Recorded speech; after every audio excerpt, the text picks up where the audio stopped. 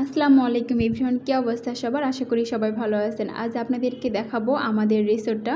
তবে রিসোর্টের নাম ছিল মাচাং নক। তবে এটা ছিল রিসোর্টের বাইরের অংশ।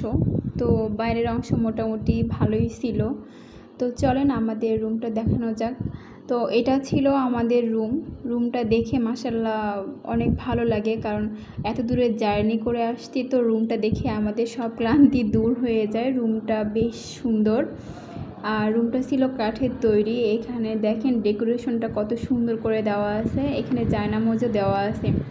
আর রুমের লাইটিংগুলো এত বেশি সুন্দর, আর রুমের লাইটিংগুলোর জন্য রুমটা বেশ সুন্দর লাগতেছিল।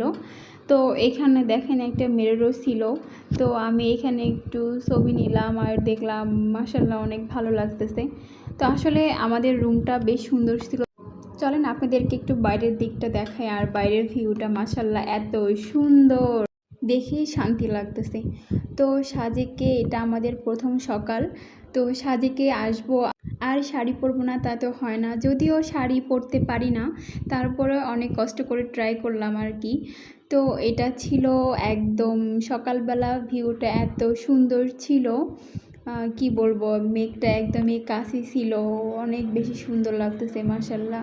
তো সাজেকে আসবে না, সকালবেলা ঘুমাবেন, ভিউটা দেখতে পারবেন না তা তো হবে না। তো সকালের ভিউটা হচ্ছে মারাত্মক সুন্দর, এটা উপভোগ করার জন্য একমাত্র একদম ভোরে উঠতে হবে। তবে আমি ভোরে উঠছিলাম, অবশ্য ভোরে উঠে ছবি টবি উঠাইলাম। তো এটা ছিল আমাদের টুকটাক একটু ভিডিও আর ফটোস নেওয়ার। তো একাকিত্ব, দুইজন অনেক বেশি মজা করতেছিলাম, আর সে আমাকে এদিক ওদিক মেঘ দেখাচ্ছিল। আর মেঘটা এত বেশি কাছে ছিল যে আসলে, আর বৃষ্টি পড়তেছিল। তো মেঘ বৃষ্টি দুটাই ছিল, আর হচ্ছে ভিউটাও মাশাআল্লাহ অনেক বেশি সুন্দর ছিল।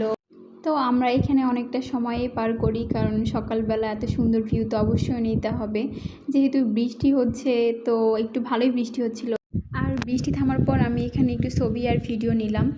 তো যেহেতু আমি শাড়ি পরলাম, সেও পাঞ্জাবিটা পরে নিল। এতক্ষণ পরে তার মনে পড়লো যে আসলে পাঞ্জাবিটা পরা উচিত। যাই হোক, সে একা একা গল্প করতেছে, তারপর আমিও তার সাথে একটু সঙ্গ দিলাম। আর আমরা দুইজন এখানে অনেক সময় ধরে গল্প করি, আর আসলে সকালবেলার ভিউটা নেওয়ার চেষ্টা করি, কারণ এত দূর থেকে আসছি, যদি সকালবেলার ভিউ না নেওয়া হয় তাহলে আসলে আর কি বলবো। তো আমরা এখানে অনেক সময় কথা বলি, আর দুইজনেই অনেক সময় কাটাই। তো বাইরে যেহেতু আমাদের এক দোলনা আছে, তো আমি সেখানে গিয়ে একটু ছবি নিলাম আর ভিডিও নিলাম। তো দোল খাওয়া শেষ হওয়ার পরে আমরা কংলাক পাহাড়ে যাই। তো সেখানে আমরা কি কি করলাম নেক্সট ভিডিওতে সব দেওয়া হবে। তো ভালো থাকবেন, আল্লাহ হাফেজ।